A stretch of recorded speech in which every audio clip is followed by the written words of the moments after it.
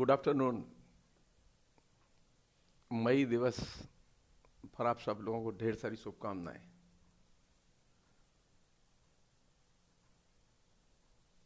आज के Facebook live में हम लोग दो विषयों पर बात करेंगे कि जो मई दिवस है इसका हम किस तरह से महत्व देखते हैं और क्या करना चाहिए। दूसरा ये कि जो केंद्र सरकार है और केंद्र सरकार का जो थिंक टैंक है आरएसएस, वो कोरोना के बाद की दुनिया को कैसे देख रहा है, इस पर बात करेंगे।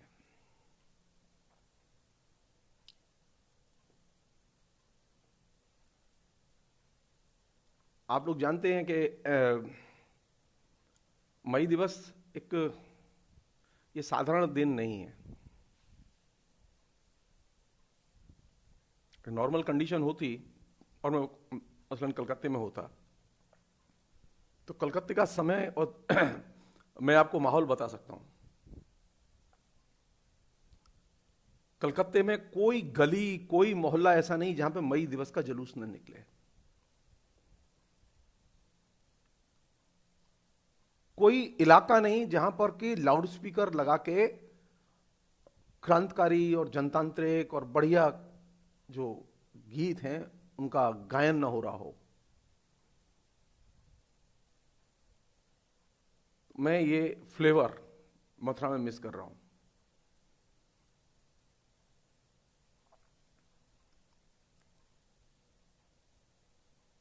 बंगाल अकेला ऐसा राज्य मैंने महसूस किया, मैं दूसरे राज्यों के नहीं जानता,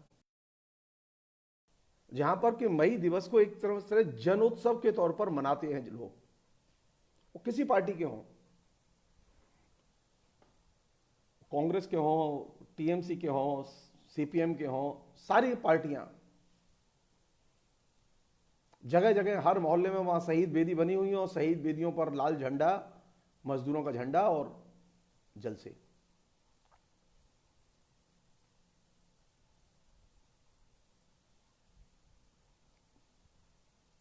मजदूरों के लिए इस दिन का मतलब अभी बदल गया है।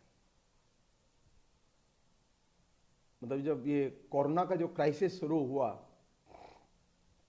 इस कोरोना के क्राइसिस ने जिस वर्ग को सबसे ज्यादा तबाह किया है वो है वर्किंग क्लास। मध्य वर्ग के लोगों का नुकसान किया है थोड़ा बहुत उसने, लेकिन सबसे अधिक नुकसान किया है उसने वर्किंग क्लास का, क्योंकि वर्किंग क्लास के पास में अपना श्रम बेचने के अलावा और कोई चीज है ही नहीं।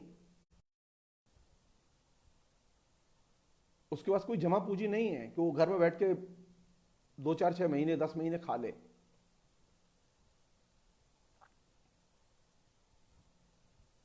मजदूर वर्ग इस संकट की घड़ी में, और यही संकट क्यों,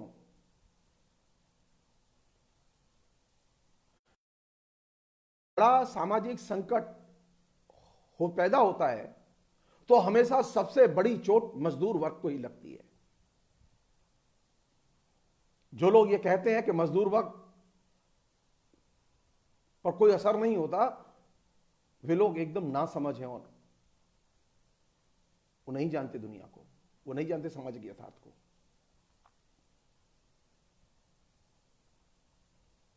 सामाजिक दंगा होगा तब भी मजदूर परेशान, मंदी आएगी तब मजदूर परेशान। कोई बड़ी घटना ऐसी घटे जिससे कि सारा समाज प्रभावित हो, उसमें सबसे पहले और सबसे बड़ी मार अगर किसी वर्ग पर पड़ती है तो मजदूर वर्ग है। और हम लोगों के बीच में एक ऐसा वर्ग भी है जो मजदूर वर्ग पर पड़ी मार को लेकर एकदम निरपेक्ष है। उसके अंदर कोई अनुभूति नहीं है, कोई संवेदनशीलता नहीं है, कोई ज्ञान नहीं है।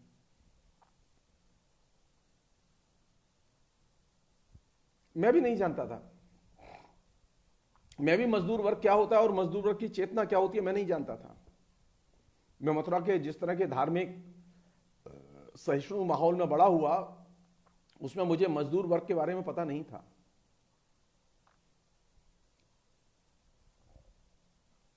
थोड़ी बहुत जानकारी जब मैं कम्युनिस्ट पार्टी के करीब आया तब हुई, लेकिन मैं अधिकतर चीजें तब जान पाया जब जवाहरलाल नेहरू विश्वविद्यालय गया, और जवाहरलाल नेहरू विश्वविद्यालय से भी ज्यादा बेहतर ढंग से जान पाया जब मैं कलकत्ता गया और मैंने वर्किंग क्लास और वर्किंग क्लास की ताकत को मैंने अपनी आंखों से देखा और महसूस किया। वर्किंग क्लास एक अकेला ऐसा क्लास है जिसमें कि कास्ट और धर्म के बंधन नहीं होते।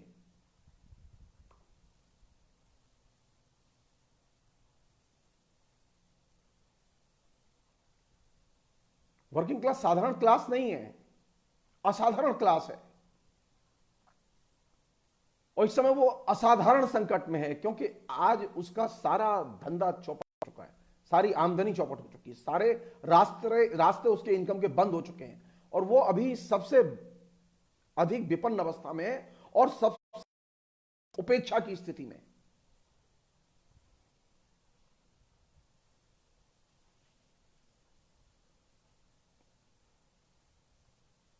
अगर भारत सरकार की ही बात मान लें तो भारत सरकार ने जो सुप्रीम कोर्ट में एफिडेविट दी है जिसमें उसने कहा है कि हमारे जो शिविर चल रहे हैं कोरोना वाले, उन कोरोना वाले शिविरों में तकरीबन 23.5 लाख के करीब मजदूर या प्रवासी लोग या माइग्रेटेड लोग या शरणार्थी लोग या गरीब लोग वगैरह वगैरह जो भी वो कहें, अरे उससे कई गुना ज्यादा लोग अभी इस समय भयानक गरीबी के शिकार हैं, और आपके पास में एक सामान्य सा फैसला लेने का साहस नहीं है कि इन लोगों को कैसे बचाया जाए।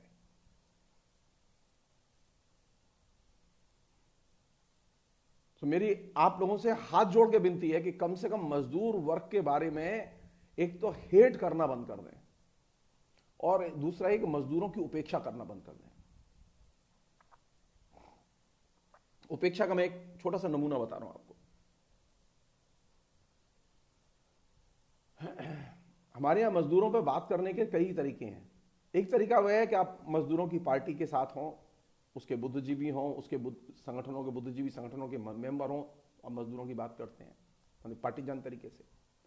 एक तरीका यह है कि आप किसी भी पार्टी के साथ न हो फिर मजदूरों की बात करें। ऐसे भी बहुत सारे लोग हैं, ऐसे भी बहुत सारे लोग हैं जो कि मजदूरों की कभी बात ही नहीं करते, सारी जिंदगी गुजर जाती है, उन्होंने कभी मजदूरों के बारे में एक अक्षर लिखा नहीं, सारी जिंदगी मजदूर उनका लालन पालन करते हैं, लेकिन मजदूरों के बारे में कभी वे अच्छा बोलते हैं, न सुनते हैं, न लिखते हैं। ऐसे भी बुद्धिजीवी हैं हमारे बीच में।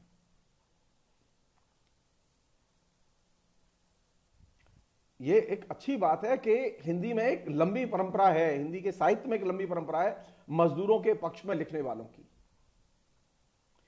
हिंदी उन समृद्ध भाषाओं में से एक है जिसमें कि वर्किंग क्लास के पक्ष में लेखक मिलते हैं, उनकी कविताएं मिलती हैं, उनकी कहानियां मिलती हैं, उनके उपन्यास मिलते हैं, और रह रह के मतलब हर समय कोई ना कोई लेखक निकल के आता है जो वर्किंग क्लास पर लिखता हुआ चला आ रहा है।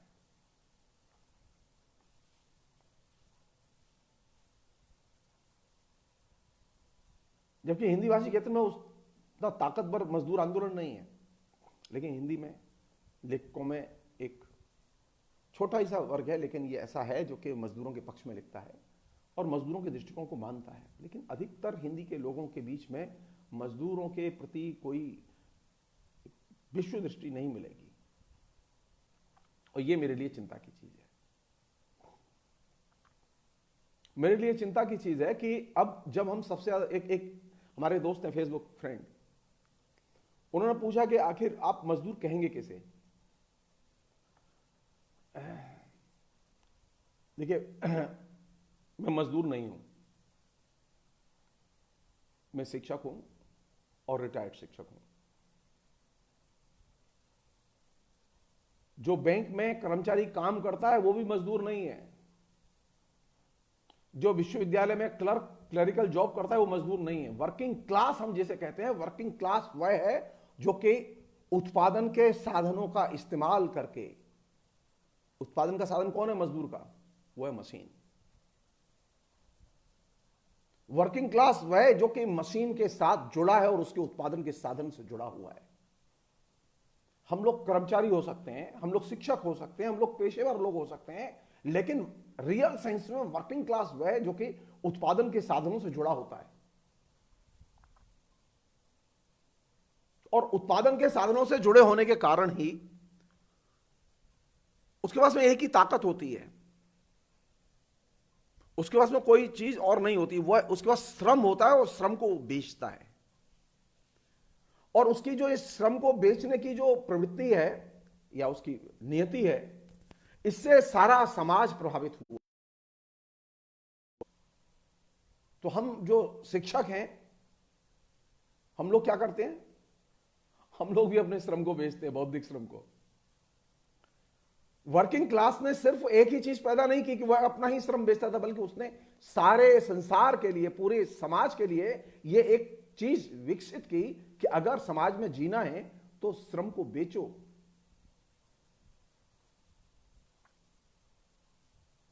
तो मजदूरों में एक वर्ग वह है जो कि शारीरिक श्रम बेचता है।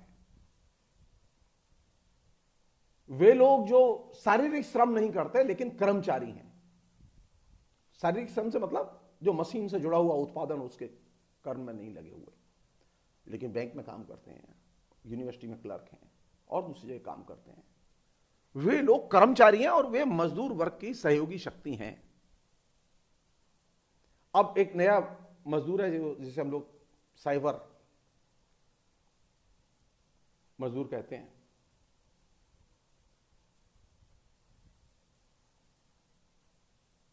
साइबर मजदूर भी है। तो मजदूरों में अब बड़ी कैटेगरी हुई। मार्क्स के जमाने में भी थी ये थोड़े बहुत तौर पर, लेकिन अभी ज्यादा बड़ी कैटेगरी है ये कि मजदूरों में वे लोग भी आते हैं जो शारीरिक श्रम करते हैं और वे लोग भी आते हैं जो मानसिक श्रम करते हैं। असल चीज है कि आप जब अपने श्रम को बेचते हैं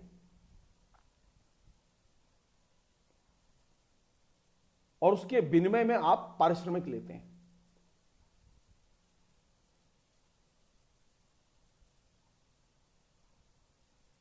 मोटे तौर पर वे सभी लोग मजदूरी कैटेगरी में आते हैं। इसलिए आप देखेंगे कि संसार में सिर्फ दो ही कैटेगरी मिलेंगी आपको।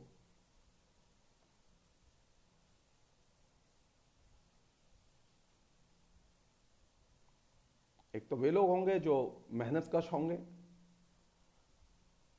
और एक वे लोग होंगे जो कि गैर मेहनत कश होंगे। और ये एक तरह से बड़े पैमाने पर, ये एक बड़े पैमाने पर एक लंबी प्रक्रिया का हिस्सा। मजदूरों के विभिन्न रूप, विभिन्न वर्ग, विभिन्न स्तर पर श्रम के रूप और उनको करने वाले लोग पैदा हुए। जो चिप्स बनाता है या मोबाइल बनाता है या मोबाइल के जुड़े हुए काम से लगा हुआ है, वो भी वर्कर है, तो मशीन तो है। शुरुआत हुई थी कहां से? उत्पादन के साधनों से जो जुड़ा हो वर्ग। उत्पादन के जो उपकरण है, सामाजिक उत्पादन के जो उपकरण, दो ही उपकरण थे, हल था और मशीन थी। तो जो हल था उससे जुड़ा हुआ वर्ग किसान कहलाया और जो मशीन थी उससे जुड़ा हुआ वर्ग मजदूर कहलाया।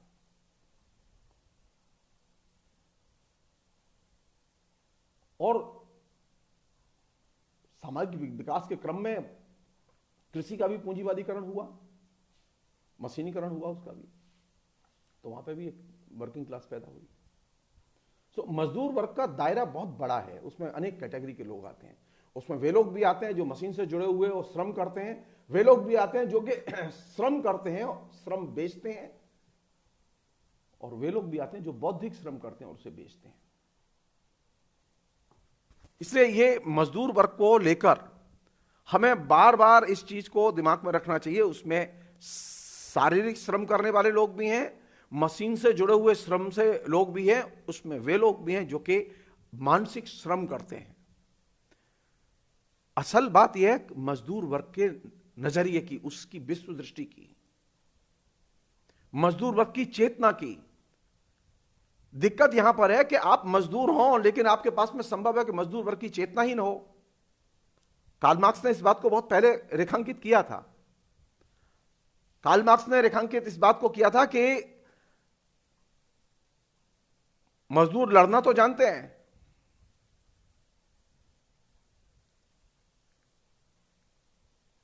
उन्होंने पूंजीपति के साथ में मजदूर की चेतना के फर्क को रेखांकित करते हुए जो बात कही थी,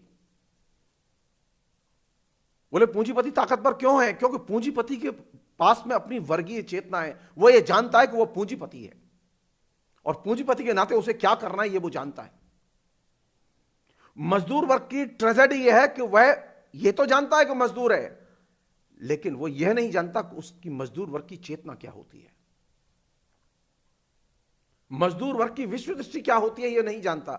मजदूर अपने दैनंदिन लड़ाइयों में इस तरह मुब्तला रहता है कि वे सारी चीजें जो उसके चेतना के रूपों का निर्माण करती हैं उन्हें भूल जाता है। उसके पास में वर्गीय चेतना नहीं होती, उसके पास यह एहसास नहीं होता कि मजदूर वर्ग किसे कहते हैं, जिस तरह पूंजीपति को यह एहसास होता है कि पूंजीपति वर्ग किसे कहते हैं। तो असल लड़ाई किस बात की है? असल लड़ाई है मजदूर वर्ग के दृष्टिकोण की, मजदूर वर्ग की चेतना की। हम जैसे लोग जो कि हम मजदूर नहीं है, लेकिन हम मजदूर वर्ग की चेतना अर्जित करने की दिशा में प्रयास तो कर सकते हैं, सोच तो सकते हैं उसके बारे में। जो लोग अंग्रेजी में पढ़ते लिखते हैं, जिनकी शौक है, सोचे वो लोग, जो साहित्य के लोग हैं वो भी सोचे। एक जमाना था 1967 में, रेमन विलियम्स और दूसरे लोगों ने मिलकर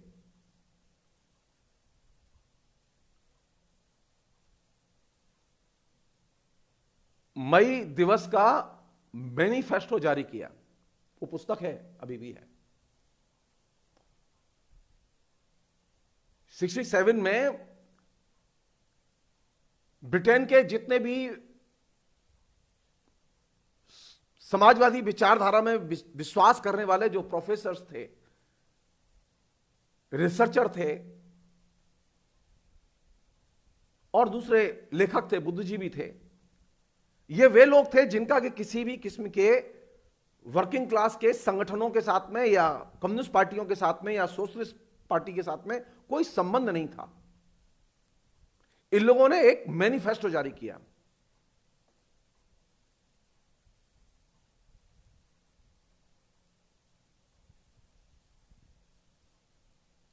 और इंग्लैंड का कोई बड़ा इंटेलेक्चुअल नहीं जो कि जिसने कि अपने को उस मैनिफेस्टो से जोड़ा ना हो। 3 लोग थे, बड़े लोग, जिनके नेतृत्व में उसकी एडिटर टीम बनाई गई। उसमें रेमंड विलियम्स थे, एडवर्ड थॉमसन थे, उसमें एस हॉल थे और दर्जनों लोग थे। और जब 67 में पेंगुइन ने पहली बार इसे छापा, यह पहला प्रयोग था और यह ऐसा अद्भुत प्रयोग था कि वे न्यू लेफ्ट के नाम से जाने गए सारी दुनिया में।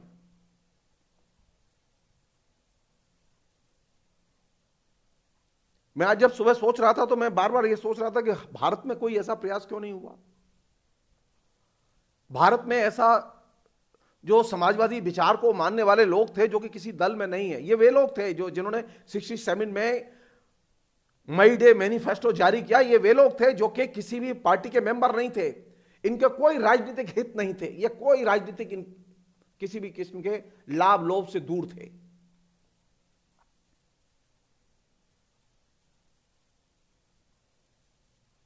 आज भी वो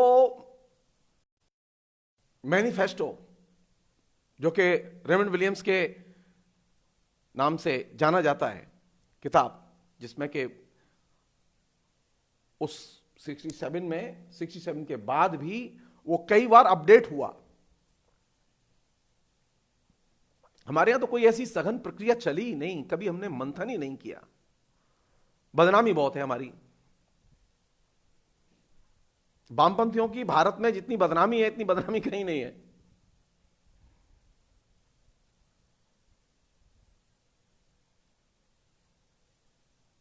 काश हमारे पास में भी कोई इंटेलेक्चुअल्स का ऐसा मई दे मैनिफेस्टो होता जिस पर हम लोग विचार करते।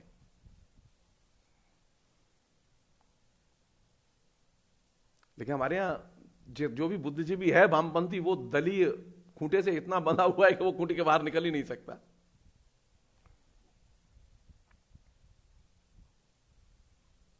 मजदूर वर्ग के लिए मजदूर वर्ग की चेतना और मजदूर वर्ग की विश्व दृष्टि का होना बेहद जरूरी है। आपके पास दलीय दृष्टि हो सकती है,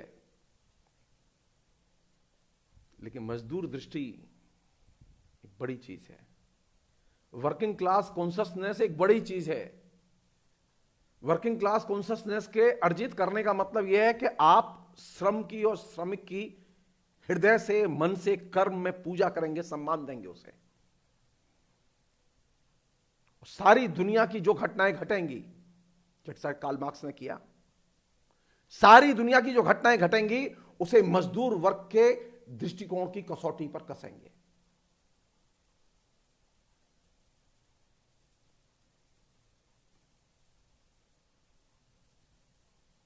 जैसे मजदूरों में कोई अनटचेबल नहीं होता ना, इसलिए मजदूर वर्ग के लेखन में भी कोई भी चीज अनटचेबल नहीं होती। हम लोग ये दिमाग से निकालते हैं कि नहीं, मजदूर वर्ग के पक्ष में है तो हमें सिर्फ अच्छी चीज लिखनी चाहिए, बुरी चीज नहीं लिखनी चाहिए, बुरी चीज पर बात नहीं करनी चाहिए, ये निकालते हैं।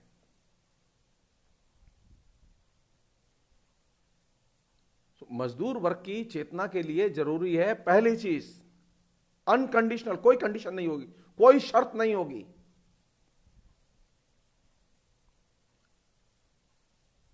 मजदूर वर्ग के प्रति कमिटमेंट, प्रतिबद्धता आपकी।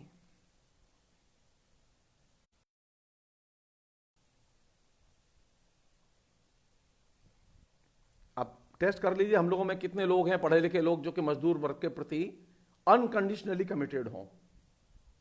जब कम्युनिस्ट पार्टी सताना शुरू करती है तो हमारा पहला काम ये होता है, कम्युनिस्ट पार्टी को तो गाली देते ही हैं, मजदूरों को भी गाली देते हैं।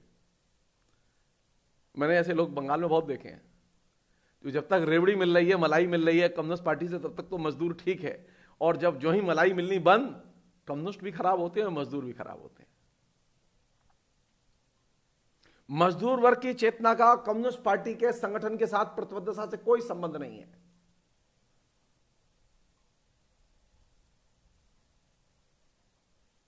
और आयरनी देखिए, आप आयरनी देखिए, हम लोगों ने पूरा विमर्श तैयार किया है लिटरेचर में, मजदूरों का विमर्श नहीं है। वहां किसान मिल जाएगा, वहां मध्य वर्ग मिल जाएगा, मध्य वर्ग को तो सबसे ज्यादा लिखा गया है, लेकिन मजदूर वर्ग का विमर्श नहीं है। मजदूर वर्ग के दृष्टिकोण पर बातचीत नहीं है कि साहित्य में जो चित्रित हुआ है उसमें मजदूर वर्ग का दृष्टिकोण क्या है। मसलन एक छोटी सी बात मैं आपके सामने रख रहा हूं चिंता के लिए, मेरे पास में कोई उत्तर नहीं है उसका, मैं उसे बताना नहीं चाहता अभी।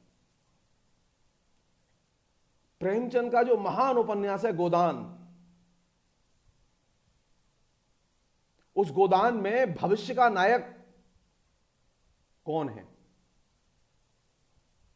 आधुनिक भारत बनेगा तो किसके कंधे पर बनेगा?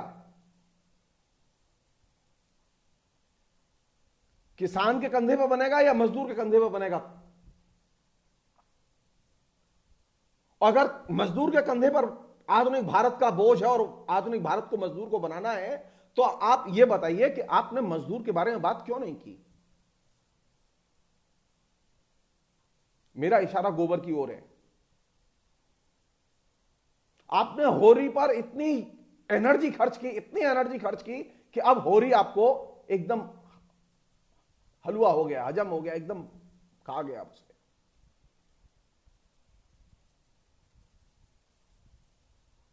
गोबर पे आपको न नामवर सिंह का लिखा मिलेगा, न रामविलास शर्मा का लिखा मिलेगा, न शिव कुमार मिश्र का लिखा मिलेगा, न आपको किसी और वर्किंग क्लास के सो कॉल्ड पसंदीदा आलोचक का लिखा मिलेगा। तो चिंता तो होगी। प्रेमचंद ने गलती नहीं की। प्रेमचंद ने ठीक रेखांकित किया था कि भविष्य में वर्किंग क्लास का कौन सा चरित्र हो सकता है। गलती हमसे हुई है। अरे लेखक बहुत सारे चरित्र रचता है, वो किसान, मजदूर, जमींदार, पूंजीपति, तमाम किस्म के चरित्र रचता है। सवाल यह कि हम कौन सा चरित्र चुनते हैं, हम किस चरित्र को भविष्य का चरित्र मानते हैं। हमारे यहां लेखकों ने को ही भविष्य का चरित्र माना। मैं नहीं कह रहा हूं कि किसान भविष्य का चरित्र नहीं है, मैं ये मेरे कहने का मतलब मेरा कहने का मतलब आधुनिक समाज को अगर आपको बनाना है तो वर्किंग क्लास और उसके चरित्र बहुत महत्वपूर्ण होते हैं। तो आप वर्किंग क्लास को केंद्र में लाएंगे नहीं, उसके चरित्र को डिस्कस ही नहीं करेंगे, तो बात आगे बढ़ेगी कैसे।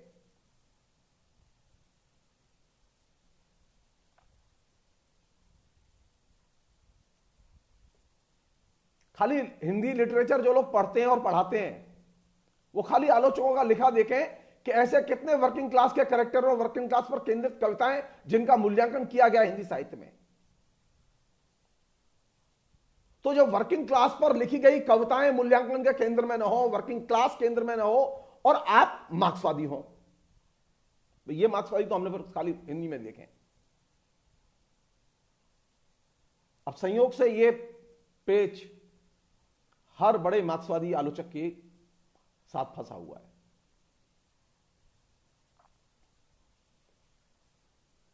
मजदूर पर बात करते समय, मजदूर वर्ग पर बात करते समय उसे सिर्फ मजदूर वर्ग के नाम से ही जाना जाएगा। ये जो शोषित और शोषक की कैटेगरी जो बनाई है ना हमने, सोशियोलॉजिकल कैटेगरी, इस कैटेगरी से ये मजदूर वर्ग के अर्थ का विपर्य है, इससे बचना चाहिए। हमें मजदूर वर्ग को सही नाम से पुकारना चाहिए। वो मजदूर है तो वो मजदूर है।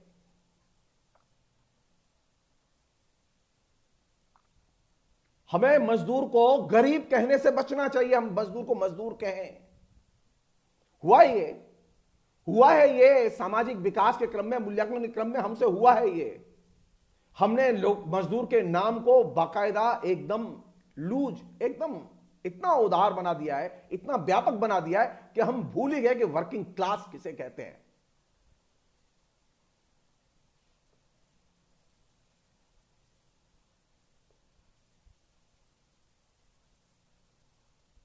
क्या चीज है अगर वर्किंग क्लास को केंद्र में रखेंगे तो कौन सी चीज महत्वपूर्ण है जो अगर आपको और सबको डिस्टर्ब कर। वर्किंग क्लास से सब डरते हैं। जब कम्युनिस्ट मैनिफेस्टो कार्ल मार्क्स और एंगल्स ने लिखा तो कम्युनिस्ट मैनिफेस्टो लिखते समय उसमें ओपनिंग सेंटेंस था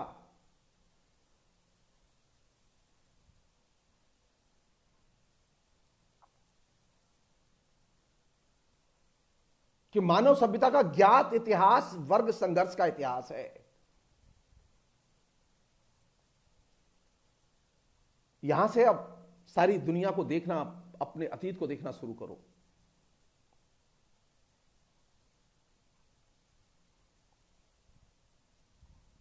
तो वर्किंग क्लास के दृष्टिकोण से जब आप परंपरा को देखेंगे तो अलग दिखाई देगी, वर्तमान को देखेंगे तो एकदम अलग दिखाई देगा।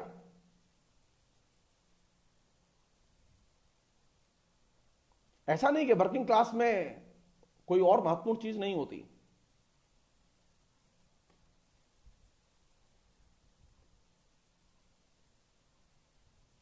वर्किंग क्लास में बहुत सारी चीजें महत्वपूर्ण होती हैं और मार्क्स एंगल्स के दृष्टिकोण में बहुत महत्वपूर्ण चीजें हैं, लेकिन हमने कभी उसे केंद्र में लाके बातचीत ही नहीं की।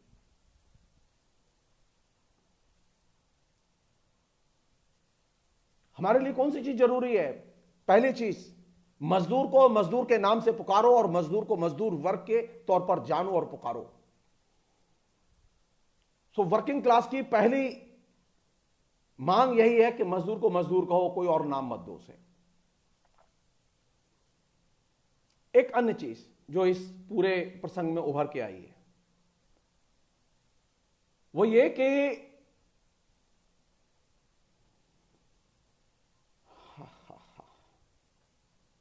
ये जो दुनिया भर के बहुत सारे जो मसले चल रहे हैं,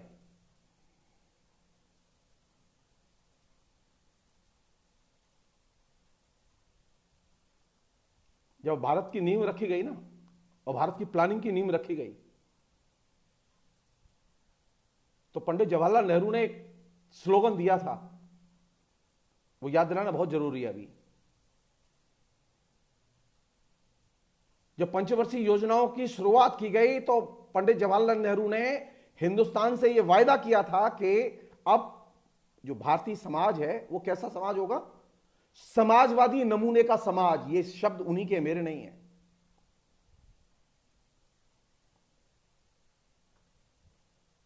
सत्तर साल हो गए, 70 साल हो गए इस लोकतंत्र को भी, 70 साल हो गए इस न्यायपालिका को भी।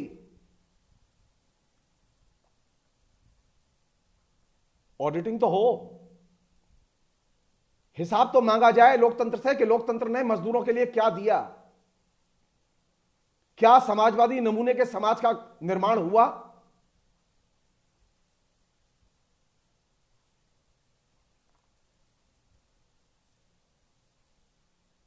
डाटा आपके सामने। आप कोरोना के पहले की स्थिति और कोरोना के बाद तो अभी आप 47 के भी पीछे चले गए।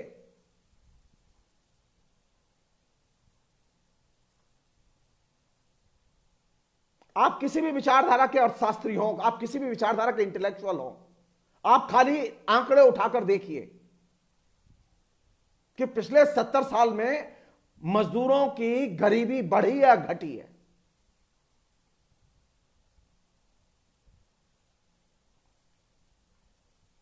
मजदूरों की संख्या बढ़ी है, घटी है।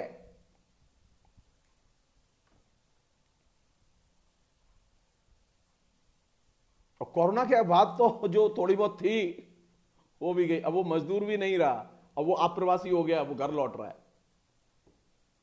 बाहर काम नहीं है उसके पास में, अब सिर्फ एक घरेलू प्राणी है। अब वो बिहारी है, वो छत्तीसगढ़ी है ना, अब वो यूपी वाला, अब वो मजदूर नहीं रहा। यानी कोरोना का जो साइड इफेक्ट है वो ये कि उसने उसकी मजदूरी ही नहीं छीनी, बल्कि उसकी मजदूर की पहचान भी छीन ली।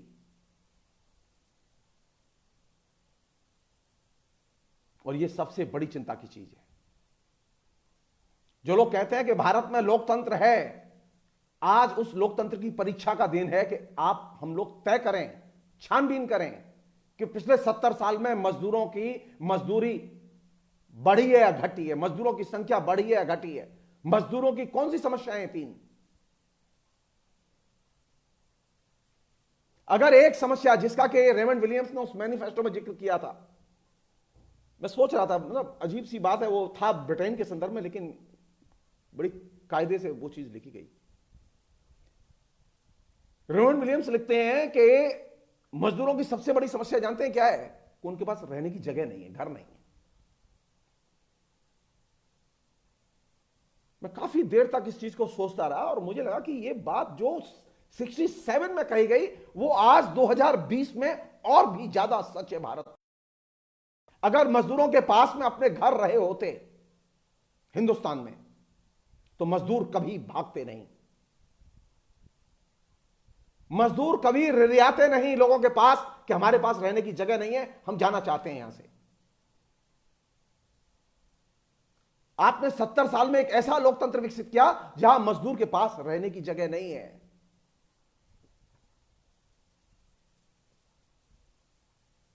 सामाजिक विकास के क्रम में ऐसा तो हुआ कि मजदूर से लोग शिफ्ट करके मध्य वर्ग में आ गए, लेकिन क्या मजदूर के पास रहने की जगह है? क्या मजदूर बस्तियों में ऐसी स्थिति है कि वहां मिनिमम मानवीय अस्तित्व की सुविधाएं हैं?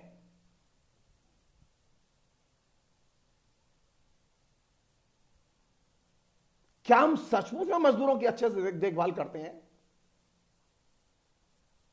कल परसों मैं देख रहा था फेसबुक पर, किसी ने बहुत अच्छा एक फोटो लगाया हुआ था दिल्ली का। मजदूर रहना नहीं चाहते, उन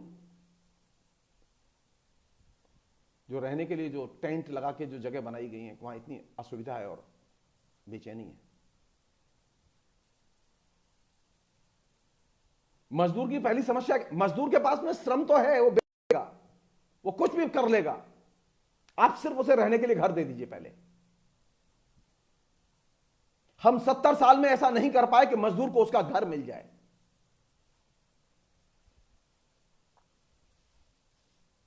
जानते हैं, सब लोगों ने मार्क्सवाद को जिस तरह से व्याख्यायित किया और उसकी चर्चाएं की, उसने गलत धारणा दी लोगों को।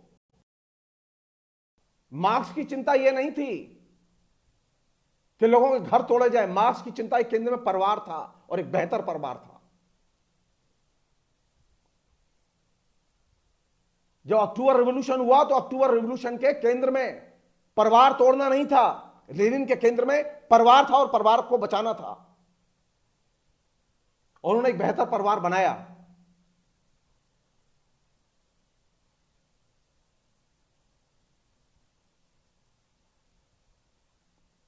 प्रचार क्या किया गया कि मजदूरों के परिवार नहीं होता, मां बहन के रिश्ते नहीं होते, मां बाप नहीं होते, मजदूर किसी के नहीं मानते। ये सारी चीजें गलत हैं और मजदूर विरोधी हैं।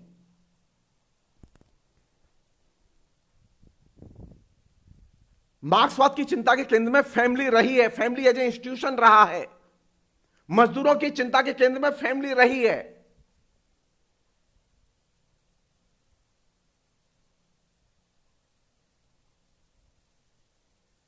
कौन सी चीज जरूरी है? आज मैं फिर रिपीट कर रहा हूं, मजदूर को रोजगार नहीं चाहिए।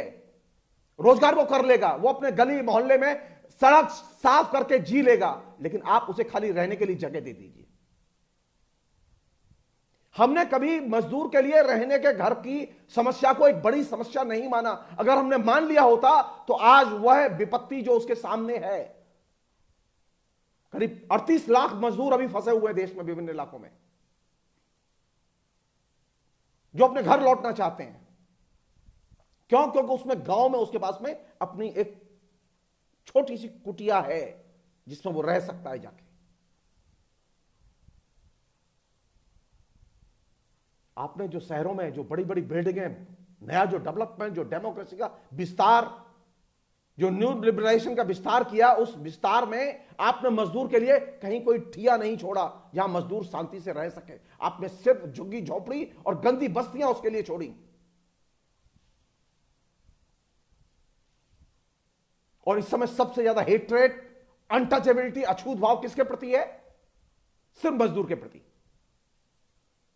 जिस मजदूर ने हिंदुस्तान को बनाया, उस मजदूर के प्रति आज हर व्यक्ति यहां से देख रहा है कि मेरे यहां जो नौकरानी काम करती हो वो नहीं आनी चाहिए कल। आपको कल तक नहीं मालूम था कि वो नौकरानी कहां रहती है? आपको नहीं मालूम था वो गंदी बस्ती में रहती है? उस गंदी बस्ती में हजार समस्याएं होती हैं। आपको यह महसूस नहीं होता था कभी? गंदी बस्ती में मलेरिया के रहते हुए, गंदी बस्ती में डायरिया के रहते हुए, तमाम और किस्म की बीमारियों के रहते हुए वो नौकरानी आपके घर काम करती रही, लेकिन आपने कभी यह महसूस नहीं किया कि वो गंदी बस्ती में रहती है, क्योंकि आपका स्वार्थ था उससे।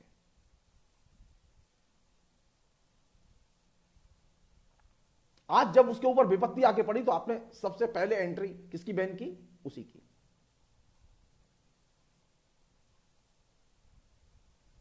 जितने जोखिम के काम है जीवन में, सारे काम मजदूर करता है। लेकिन जब सामाजिक लाभ लेने का प्रश्न आएगा तो सबसे आगे कौन लोग होंगे?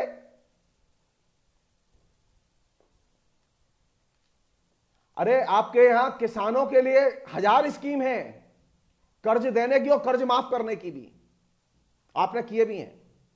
आप जरा एक बार मुझे बताइए कि मजदूरों के लिए कौन सी स्कीम है ऐसी जिसमें मजदूर को घर मिल जाए? क्योंकि मजदूर के पास कुछ होता ही नहीं है जमानत देने के लिए।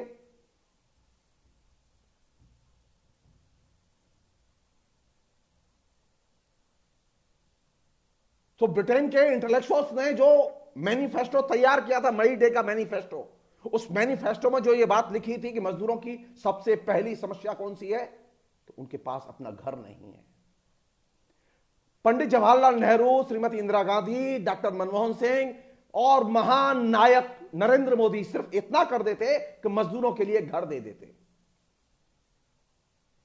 सारे प्रधानमंत्री जो कि एक से एक बड़े तोप चीज थे, एक काम नहीं कर पाए,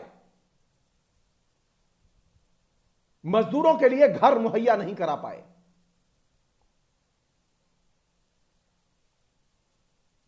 एक क्लर्क था, धीरू भाई अंबानी एक क्लर्क था, उस क्लर्क को आपने खरबपति बना दिया।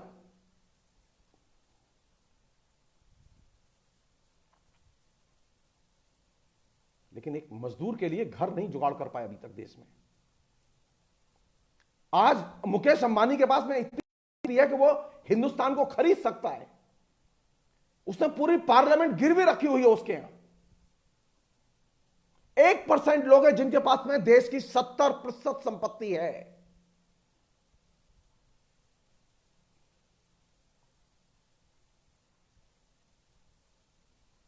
नाइन्टी 99% लोग हैं जिनके पास में देश की सिर्फ 30% संपत्ति है, और उसमें मजदूर वर्ग के पास में तो कोई संपत्ति है ही नहीं, जो कि बैकबोन है इस देश की। तो डेमोक्रेसी में मजदूर की पामाली बढ़ी है, मजदूर की पामाली घटी नहीं है। ये इल्यूजन नहीं होना चाहिए।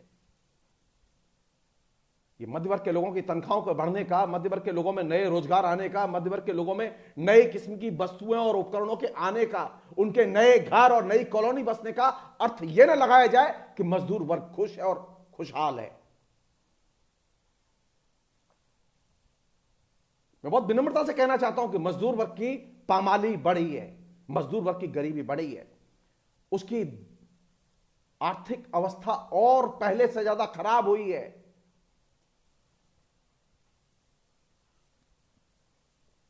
अरे भारत सरकार की मान लो, खाली मेरी मत मानो। मुझे इसमें कोई आश्चर्य नहीं हुआ कि ये जो अभी कुछ लोगों के 65,000 करोड़ से ऊपर के जो है वो लोन माफ कर दिए गए, जो उन्होंने कर्ज लिए थे वो बट्टे खाते डाल दिए गए। मुझे कोई आश्चर्य नहीं हुआ। वो लगातार चलता रहा ये प्रोसेस, अभी चलेगा ये।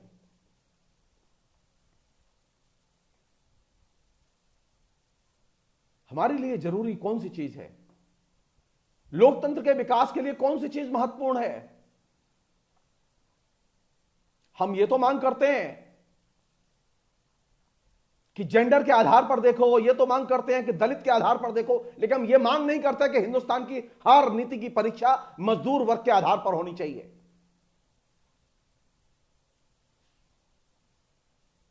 मैं भी खुश था जब इस समय मनमोहन सिंह के जमाने में चिदंबरम ने ये जो विमेंस इंडेक्स करके शुरू किया कि चलो जेंडर आया, लेकिन बात आगे जाती ही नहीं, वर्किंग क्लास तक पहुंचती ही नहीं है।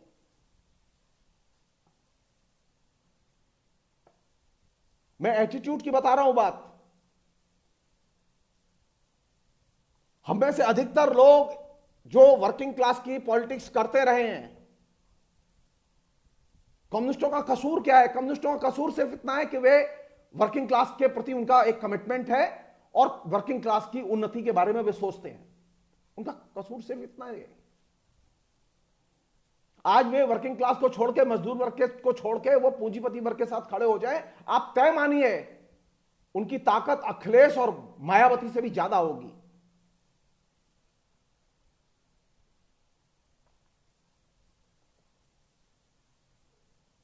मुझे कम्युनिस्ट बहुत सारी आलोचनाएं हैं मेरे पास में उनकी, लेकिन एक बात के बारे में कोई आलोचना नहीं, उनका जो कमिटमेंट है मजदूर वर्ग के प्रति वो एकदम अविचल है। वो इस पर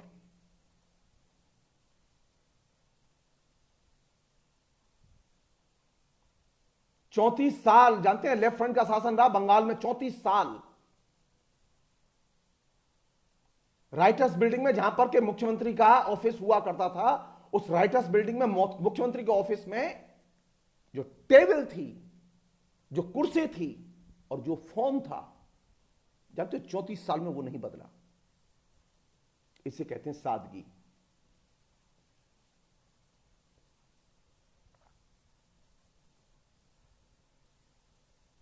सादगी गांधी का लक्षण नहीं है, जान लीजिए आप। जो हम लोग प्रचार करते रहते हैं ना, ये दिमाग से निकाल दें हम लोग। वर्किंग क्लास पहला ऐसा वर्ग है जो कि सादगी से रहता रहा है और सादगी में जीता है और सादगी में ही मरता है। गांधी के नाम, गांधी जो कि आलोचना थी, गांधी रहते तो सादगी में थे, लेकिन रहते थे बिरला के यहां।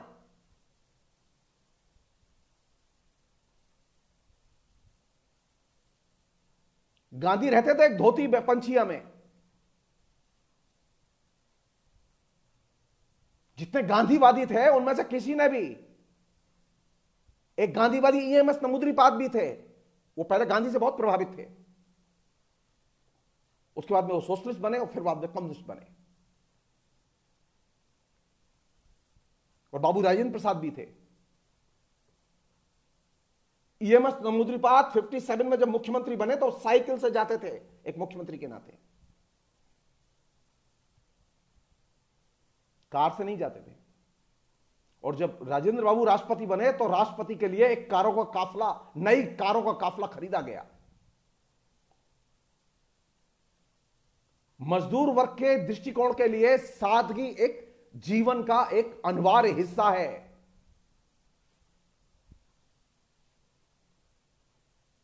उसके लिए वो दिखाने की चीज नहीं है, वो फैशन नहीं है। खादी एक फैशन है, वर्किंग क्लास के लिए सादगी फैशन नहीं है।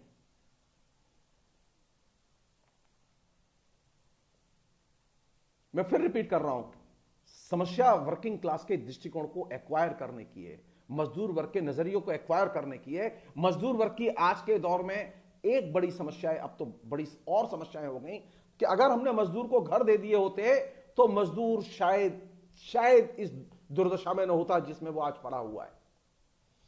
एक और चीज जिस पर हम लोग विचार करें वो ये कि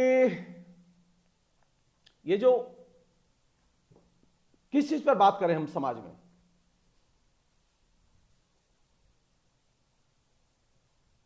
कौन सा समाज का विषय है जो कि हमारे लिए बहुत जरूरी है डिस्कस करना? सिर्फ एक हाउसिंग प्रॉब्लम के अलावा, वो है असमानता। सामाजिक, आर्थिक, सांस्कृतिक असमानता इस कदर गहरी हुई है, इस कदर गहरी हुई है कि हम कह नहीं सकते। हम मध्यवर्ग के लोगों को, मजदूरों को देखकर बदबू की गंध आती है, दुर्गंध आती है, हम उसके साथ खड़े होना पसंद नहीं करते।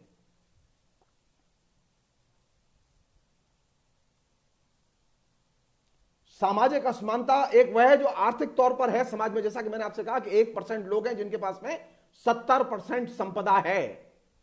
मजदूर के पास तो कोई संपदा ही नहीं है।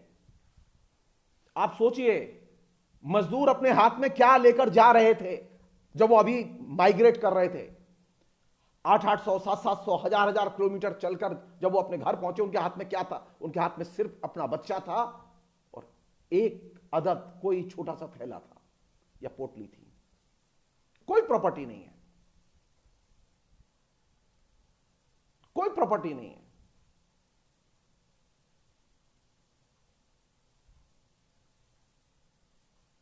लोकतंत्र का सबसे बड़ा विमर्श, सबसे बड़ा डिस्कोर्स अगर होना चाहिए तो वो असमानता होना चाहिए, लेकिन वो बन नहीं पाता।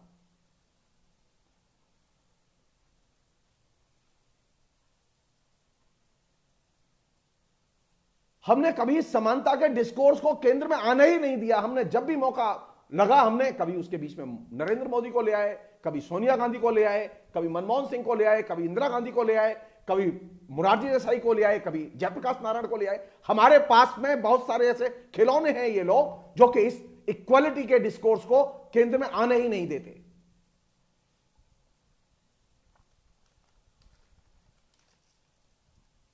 मैं चाहता हूं कि नरेंद्र मोदी अगले 50 साल तक रहे प्रधानमंत्री, मुझे कोई आपत्ति नहीं है। सिर्फ एक शर्त है, सिर्फ एक शर्त है कि सिर्फ असमानता के विमर्श सामने रखे जाएंगे, सिर्फ असमानता के सवालों पर बहस होगी। किसी सवाल पर बहस नहीं होगी, ना गाय पर होगी, ना लव हेट जिहाद पर होगी, किसी भी चीज पर बहस नहीं होगी, ना हिंदू राष्ट्र पर होगी। सिर्फ एक चीज पर बहस होगी, असमानता, और सिर्फ असमानता। तय मान लीजिए ये आत्महत्या करके मर जाएंगे। जिस दिन असमानता के विषय पर 4 दिन हिंदुस्तान में बहस हो गई, हिंदुस्तान के सारे चैनल भूखे मर जाएंगे।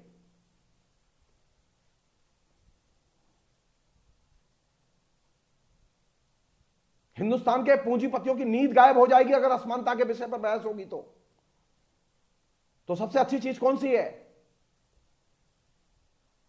मजदूरों का सबसे बड़ा एजेंडा है, मजदूरों की सबसे बड़ी मुसीबत है। यह नहीं है बेच क्या मिलता है, यह इशू नहीं है।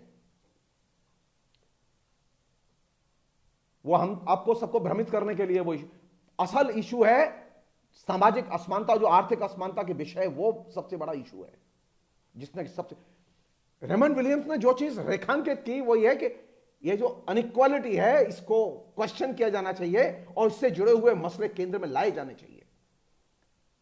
मई दिवस का सबसे बड़ा जो अचीवमेंट था जिसको लोग सेलिब्रेट करते हैं, वो इसलिए सेलिब्रेट करते हैं कि हम अपने इस असमानता के एजेंडे को हम पुनः केंद्र में लाना चाहते हैं। वो जलसे, जुलूस, सेमिनार, प्रोग्राम्स करके इस पर बातें करते हैं। आप उठा के देखिए कितने लोग हैं ऐसे हमारे बीच में जो कि असमानता के प्रश्न पर लगातार लिख रहे हैं और पढ़ रहे हैं और बातें कर रहे हैं। आप उठा के देखिए और पता कीजिए कि कितने लोग हैं जिन्होंने मजदूरों के लिए हाउसिंग सोसाइटी के प्रश्न को एक महत्वपूर्ण प्रश्न माना। अरे ट्रेजेडी तो यह है कि लेफ्ट फ्रंट की गवर्नमेंट 34 साल रही बंगाल में, लेकिन हाउसिंग की समस्या लेफ्ट फ्रंट भी मजदूरों की समस्या के तौर पर देख नहीं पाया, उसे हल नहीं कर पाया, उसे केंद्र में ही नहीं ला पाया। वो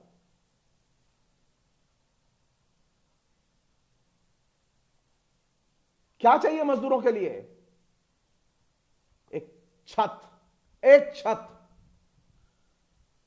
एक कमरा मिल जाए खाली। इतना बड़ा लैंड रिफॉर्म लागू कर दिया लेफ्ट फ्रंट ने, लेकिन मजदूरों के लिए हाउसिंग सोसाइटी नहीं बना पाए। जहां है खाली और निकाले नहीं जाएंगे कभी, वो जो इच्छा हो काम करेंगे। फिर वो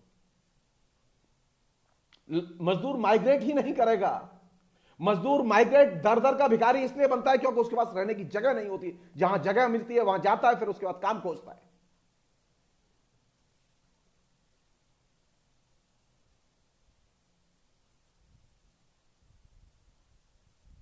तो लोकतंत्र का सबसे बड़ा विषय कौन सा है? लोकतंत्र का सबसे बड़ा विषय है असमानता और सिर्फ असमानता। लोकतंत्र का विषय नरेंद्र मोदी नहीं है। नरेंद्र मोदी तो लोकतंत्र के इस मूल एजेंडे को, असमानता के एजेंडे को दरकिनार करने के लिए केंद्र में लाया गया है। और आप इल्यूजन में हैं भैया, आप इल्यूजन में सारे कपड़े उतरवा दिए हैं। मनमोहन सिंह 10 साल रहे प्राइम मिनिस्टर।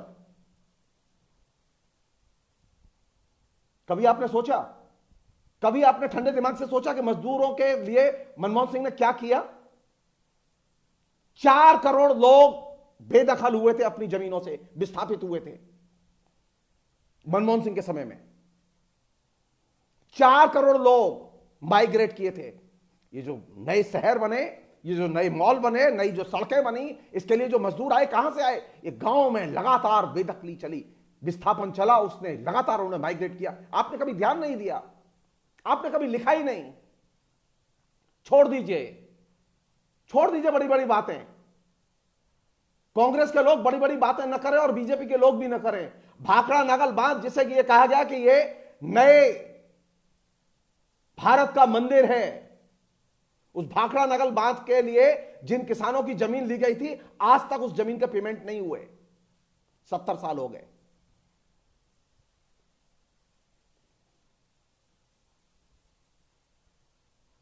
क्यों? क्या बाधा थी? 42 साल एक छत्र राज्य रहा है कांग्रेस का।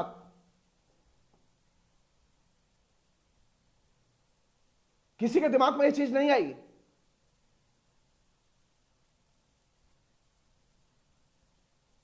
मैं सारी चीज मानने के लिए तैयार हूं, मैं सिर्फ एक चीज एक्सेप्ट नहीं करने के लिए तैयार हूं। ये जो डेमोक्रेसी है, ये मजदूरों की रखवाली है, ये मजदूरों की हित रक्षक है। ये डेमोक्रेसी मजदूरों की हित रक्षक नहीं है, बल्कि डेमोक्रेसी के बहुत सारे प्रपंचों के जरिए मजदूरों के हकों पर चोट पहुंची है।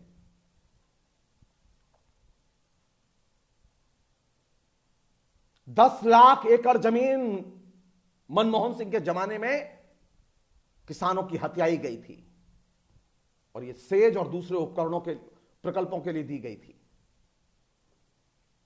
उसमें से आधी से ज्यादा जमीन आज भी बेकार, लेकिन किसानों से तो ले लिया आपने। मजाले कोई एजेंडा बन जाए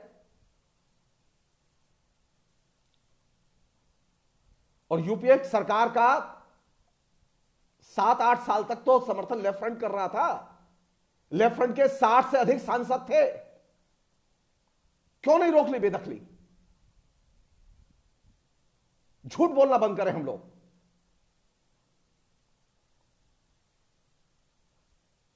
मैं फिर रिपीट कर रहा हूं, पंडित जवाहरलाल नेहरू हो या श्रीमती इंदिरा गांधी हो या मनमोहन सिंह हो या ये महानायक, सोकॉल्ड महानायक नरेंद्र मोदी हो, मजदूरों के ये घनघोर शत्रु हैं। इनकी कोई मजदूरों से मित्रता नहीं है। मजदूरों से मित्रता तब होगी जब आपकी वर्गीय मित्रता होगी। इनकी वर्गीय मित्रता धीरूभाई अंबानी और उनके वंशजों से है। इनकी पूंजीपति वर्ग से मित्रता हो सकती है, लेकिन इनकी मजदूर वर्ग से मित्रता नहीं है।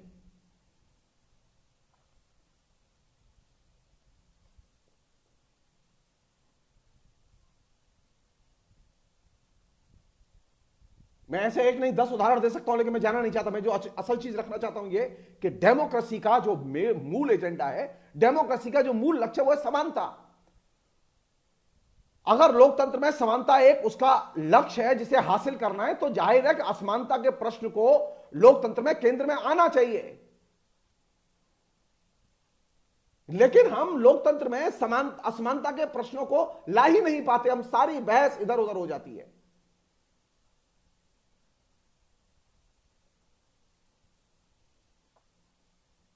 हमारे लिए जो एक इंपॉर्टेंट चीज है वो ये कि अब देखिए, अब अजीब आयरनी देखिए, कहा गया देश की जनता की सुरक्षा के लिए, समृद्धि के लिए, संपदा के लिए हमने बनाया पब्लिक सेक्टर।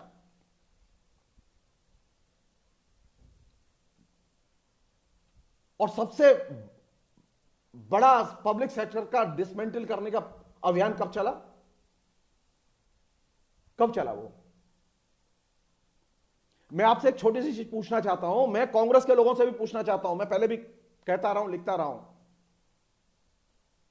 ये जो रेडियो तरंगे हैं, ये जो स्पेक्ट्रम है, ये स्पेक्ट्रम क्या किसी पूंजीपति की संपत्ति है? ये 2G spectrum, 3G spectrum, 4G spectrum, 5G spectrum, ये स्पेक्ट्रम राष्ट्रों को आवंटित किए जाते हैं, किसी पूंजीपति को आवंटित नहीं किए जाते। ये राष्ट्र की संपदाएं हैं। आपने चंद कौड़ियों के लिए ये स्पेक्ट्रम पूंजीपतियों को बेच दिए।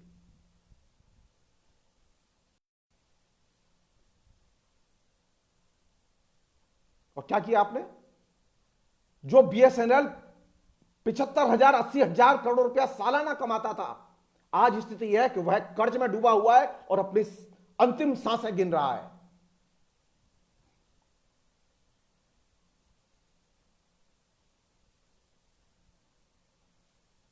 स्पेक्ट्रम सार्वजनिक संपदा थी, राष्ट्र की संपदा थी, वो पूंजीपति वर्ग की संपदा नहीं थी। लेकिन आपने उसे पूंजीपति वर्ग की संपदा बना दिया और सारे देश को इस नर्क में झोंक दिया आपने।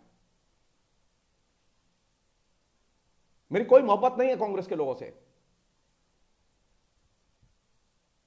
मेरी कोई मोहब्बत नहीं है नरेंद्र मोदी के साथ में भी, क्योंकि सार्वजनिक संपदा का सबसे पहले विनिवेश के जरिए उसको बेचने की प्रक्रिया शुरू की कांग्रेस ने, और बीजेपी तो बस उसको कुलांचे भर भर के आगे जा रही है। सार्वजनिक क्षेत्र का निर्माण किया गया था हिंदुस्तान की जनता की संपदा की रक्षा के लिए। अब खुलेआम विनिवेश के नाम पर, देश के विकास के नाम पर, देश के घाटे के नाम पर उन संचित संपदा को अब निजी हाथों में बेचा जा रहा है।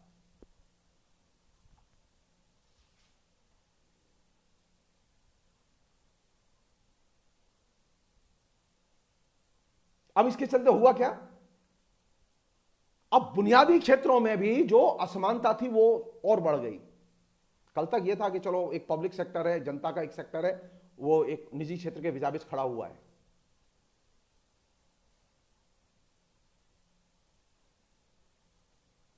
दूसरा जानते हैं सबसे जघन्य अपराध क्या हुआ? और इस पब्लिक सेक्टर के टूटने से सबसे ज्यादा नुकसान हुआ किसे? वर्किंग क्लास को। और दूसरा जो क्षेत्र जिसने कि सबसे ज्यादा क्षति की है और आगे और भी करेगा, वह है शिक्षा का निजीकरण। आपने सबके पास शिक्षा पहुंचाने का वायदा किया था, लेकिन आपने सबके पास शिक्षा तो नहीं पहुंचाई। लेकिन जो थोड़ी बहुत सरकारी तौर पर शिक्षा देने की जिम्मेदारी थी सरकार की, उससे भी आपने हाथ झाड़ दिया और शिक्षा का निजीकरण करके, उसमें निजी क्षेत्र को आमंत्रित करके आपने शिक्षा से भी अब मजदूरों को वंचित कर दिया।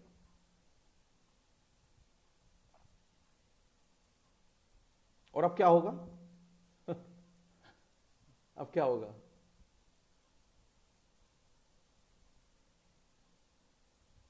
अरे जब पूंजीपतियों के पास में इतनी क्षमता ही नहीं है कि वो हिंदुस्तान को शिक्षा दे सकें, अगर दे सकते तो वो बहुत पहले ही उनके लिए छोड़ दिया जाता वो क्षेत्र। उन्हें सिर्फ मुनाफा चाहिए, उन्हें शिक्षा थोड़ी देनी है, ये उनका लक्ष्य नहीं था शिक्षा देना।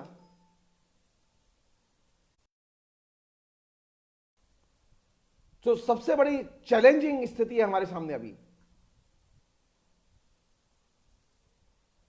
जहां आपने सार्वजनिक क्षेत्र की संपत्ति का एक तरह से निजीकरण किया, उसे बर्बाद किया, वहीं आपने शिक्षा का निजीकरण किया और पूरे के पूरे शिक्षा के ढांचे को बर्बाद किया।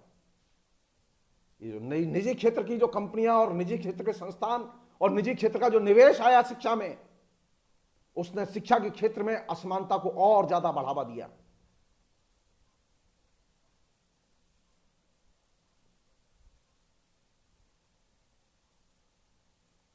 और पब्लिक कम्युनिकेशन,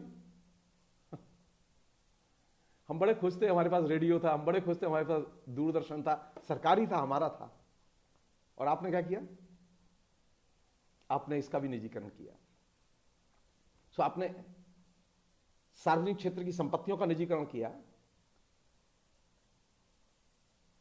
आपने शिक्षा का निजीकरण किया और आपने कम्युनिकेशन का भी निजीकरण किया। आपने स्पेक्ट्रम जब बेचे तो रेडियो तरंगें भी बेची, और आपने टेलीविजन, रेडियो, इसको भी अपने निजी हाथों में दे दिया। और अब वो बिल्कुल एकदम शेषनाग की तरह हमारे ऊपर घूम रहे हैं। कभी आपको अर्णव दिखाई देते हैं, कभी आपको कोई और दिखाई देता है, कभी कुछ और दिखाई देता है। और जब ये बात कही जा रही थी संसद में, चीख चीख के लेफ्ट फ्रंट के सांसद जब विरोध कर रहे थे और कह रहे थे, तो किसी के दिमाग में ये बात नहीं आई कि कम्युनिकेशन का निजीकरण मत करो। तब लोगों को लगा कि ये अभिव्यक्ति की आजादी को रोकने के लिए कम्युनिस्ट हस्तक्षेप कर रहे हैं। और आज स्थिति वही है। आज वही कांग्रेस इस रेडियो और टेलीविजन के निजीकरण के बाद उसी निजी चैनलों के हाथों मरने के लिए आवश्यक है। वो हिंदी में कहावत है ना, बोया पेड़ बबूल का आम कहां से होए। आप निजीकरण कीजिएगा तो आप तय मान लीजिए, जो प्राइवेटाइजेशन के पक्ष में हैं वे हैं पूंजीपति वर्ग, वह है पूंजीपति। और पूंजीपति किसी का सगा नहीं होता, वो न कांग्रेस का सगा है न बीजेपी का सगा है। वो उसका सिर्फ एक ही संबंध होता है और एक ही लक्ष्य होता है, और एक ही चीज का सगा होता है, वह सिर्फ मुनाफा और मुनाफा और मुनाफा, नथिंग एल्स। मुकेश अंबानी के लिए नरेंद्र मोदी तब तक उपयोगी है जब तक वह मुनाफा दे रहा है। मनमोहन सिंह तब तक उपयोगी था जब तक कि मनमोहन सिंह मुनाफा दे रहा नहीं है। उन्होंने कांग्रेस की फंडिंग बंद कर दी। और राष्ट्रहित कोई उनके लिए मायने नहीं रखते। पूंजीपति का एक ही हित होता है, सिर्फ मुनाफा और मुनाफा। वह हर चीज में मुनाफा देखता है, वो राजनीति भी मुनाफे के लिए करता है। मजदूर को भी मुनाफे के लिए रखता है और कारखाने भी मुनाफे के लिए खोलता है। वो इसलिए नहीं खोलता कि उसे देश का विकास करना है।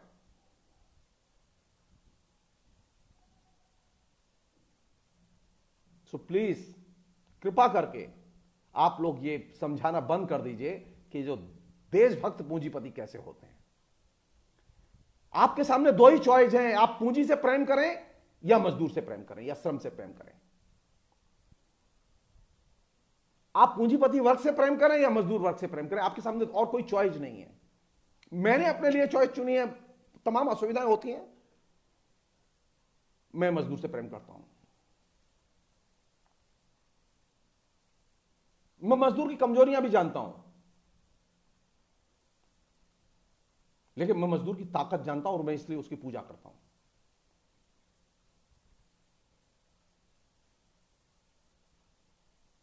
पूंजीपति वर्ग पैरासाइट वर्ग है, परजीवी वर्ग है, वह आत्मनिर्भर वर्ग नहीं है। लेकिन मजदूर पैरासाइट नहीं है। तो मेरे देश की, मेरे लोकतंत्र की जरूरत है कि आप तय करें कि आप पूंजी से प्यार करेंगे या श्रम से प्यार करेंगे, आप मजदूर से प्यार करेंगे या पूंजीपति वर्ग से प्यार करेंगे। मैं तो आपसे यही कहूंगा, आप श्रम से प्यार कीजिए और मजदूर वर्ग से प्यार कीजिए।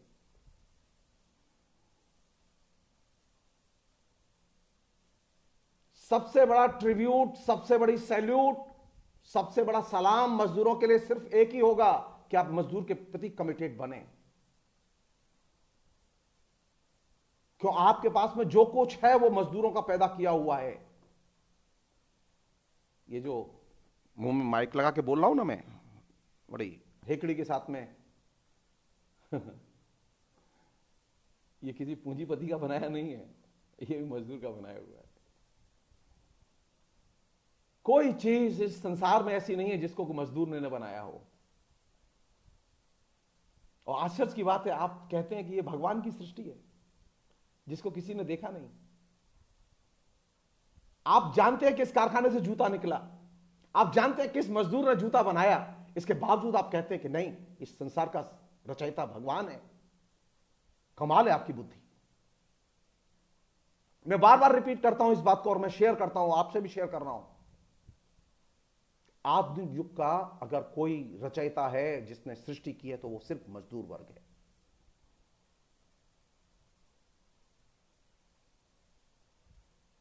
और ये ऐसा वर्ग है जो कि अपने हितों के लिए कभी समझौते नहीं करता। मजदूरों ने कभी समझौते नहीं किए। मजदूरों ने कभी अपने लिए कुछ नहीं किया, वो हमेशा दूसरों के लिए करता रहा है और मरता रहा है। ये पहला ऐसा वर्ग पैदा हुआ समाज में जिसके पास में दूसरों के प्रति एक ममत्व था, कर्तव्य की भावना थी। हमें ये चीज सीखनी चाहिए और इसलिए हमें मजदूर के प्रति कमिटेड होना चाहिए। ये आए दिन जो हम मजदूरों के खिलाफ बोलते हैं, मजदूरों के खिलाफ अपनी भावनाएं व्यक्त करते हैं, ये बंद कर दें। हर स्थिति में मजदूर दूसरों के बारे में सोचता है। अरे एक साधारण सी औरत जो आपके घर में काम करने आती है, उसका बच्चा बीमार होता है, उस बीमार बच्चे को छोड़कर वो सिर्फ आपका काम करने आती है। और इसलिए आती है कि वो बाबूजी को असुविधा होगी, भाभी जी को असुविधा होगी, उन्हें काम करने में तकलीफ होगी। आपने कभी सोचा ही नहीं कि ये जो उसका एटीट्यूड है, ये एटीट्यूड कितना मानवीयता से भरा हुआ है। मजदूर वर्ग एक अकेला ऐसा वर्ग है जिसमें दूसरों के प्रति कुर्बानी का जज्बा है और भाव है, जिसे आप चंद पैसे देके खरीदते हैं।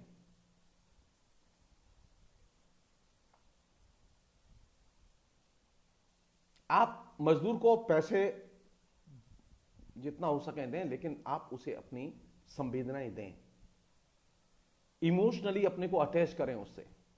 आप देखिए, मजदूर आपको छोड़ के नहीं जाएगा कभी। मेरा अनुभव यही है, मेरा अनुभव यही है। जो भी मजदूर मेरे संपर्क में आया, मैंने मुझसे आज तक छूटा नहीं वो कभी।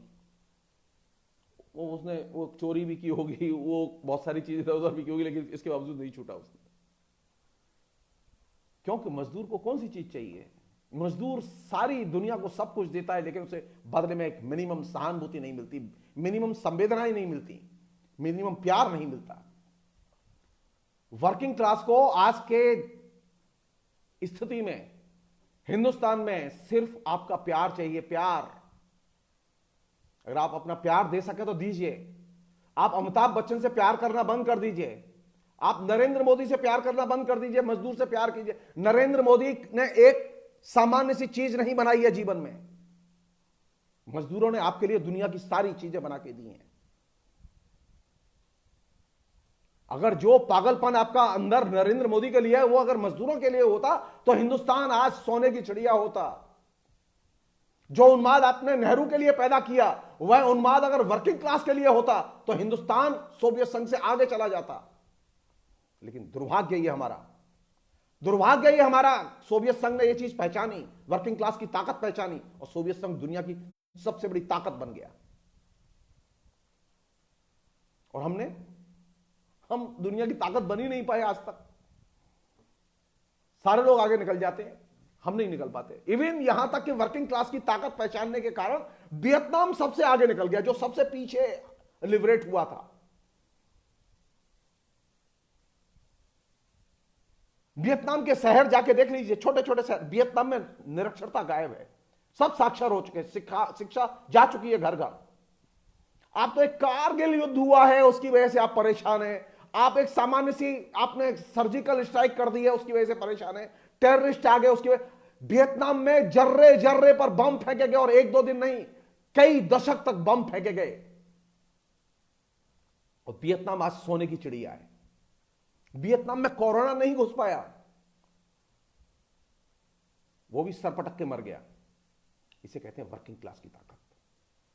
वर्किंग क्लास की चेतना के लिए सामूहिक चेतना का, सामूहिक बोध का होना बेहद जरूरी है। यह व्यक्तिवाद और व्यक्ति की चेतना, यह पूंजीवाद के लिए तो महत्वपूर्ण है, लेकिन मजदूर वर्ग की चेतना के लिए महत्वपूर्ण नहीं है। इसलिए हमें अगर अपने अंदर एक कलेक्टिव भाव बोध, एक सामूहिकता बोध पैदा करना है, तो उसके सेंटर में मजदूर वर्ग को लाना होगा।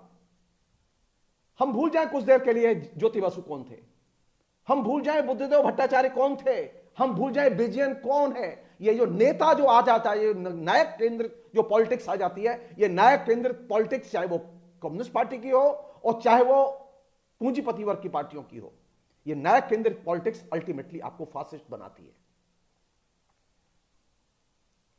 मैंने लेफ्ट का भी वो जुल्म देखा है, और मैंने कांग्रेस का भी जुल्म देखा है, और अब बीजेपी का जुल्म देख रहे हैं हम।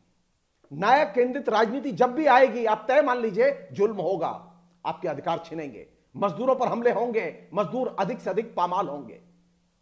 ये नायक केंद्रित पॉलिटिक्स जितना ऊपर गई है, आप अभी इस समय सबसे ऊपर है, तो आप देखेंगे नरेंद्र मोदी के शासन में पिछले 6 साल में सबसे ज्यादा पामाल अगर कोई वर्ग हुआ है तो सिर्फ वर्किंग क्लास।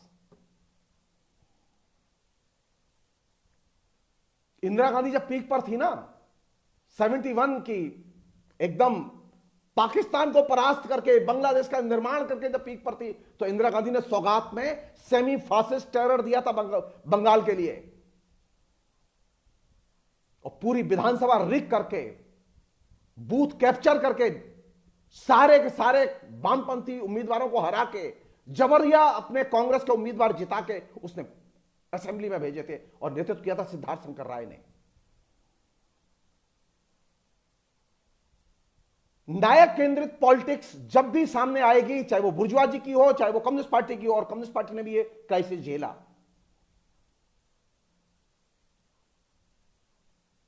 ये नायक के प्रति पूजा भाव, नायक को केंद्र में रखना, ये बहुत खतरनाक है, और इसने बड़ा नुकसान किया है।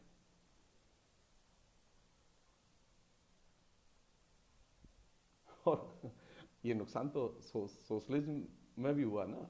स्टालिन को नायक बनाया तो आपने अपने उसका कॉस्ट दिया आपने। स्टालिन ने कौन से जुल्म नहीं किए, भयानक जुल्म किए। ये सच है स्टालिन का बहुत बड़ा कंट्रीब्यूशन है, लेकिन ये भी सच है कि स्टालिन के कंट्रीब्यूशन से ज्यादा उसका नेगेटिव कंट्रीब्यूशन भी बहुत ज्यादा है अपने देश में। तो मजदूर वर्ग की चेतना के लिए, मजदूर वर्ग की राजनीति के लिए पहली शर्त है कि आप नायक केंद्रित राजनीति से निकलें।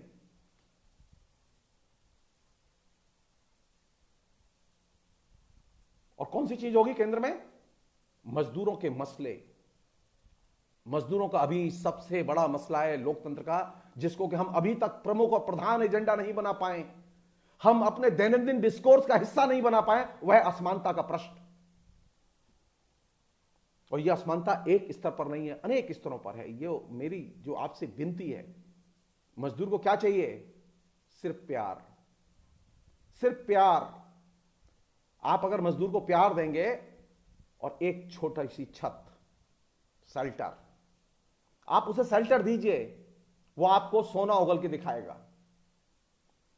आपने कभी सोचा ही नहीं, बल्कि आपने उल्टा किया, उसके शेल्टर से उसे आपने एकदम बेदखल किया, विस्थापित किया।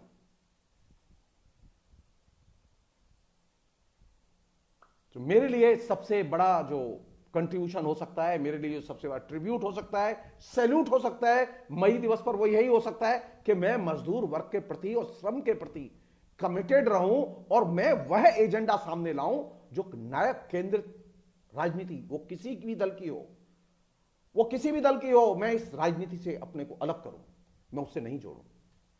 और यही मजदूर वर्ग के लिए सबसे बड़ी हमारी एक तरह से उसकी चेतना, उसके संघर्ष के लिए सबसे बड़ी एक गिफ्ट होगी। फिलहाल इतना ही रखें हम लोग, एक 5 मिनट ब्रेक करके फिर बात करेंगे। Thank you.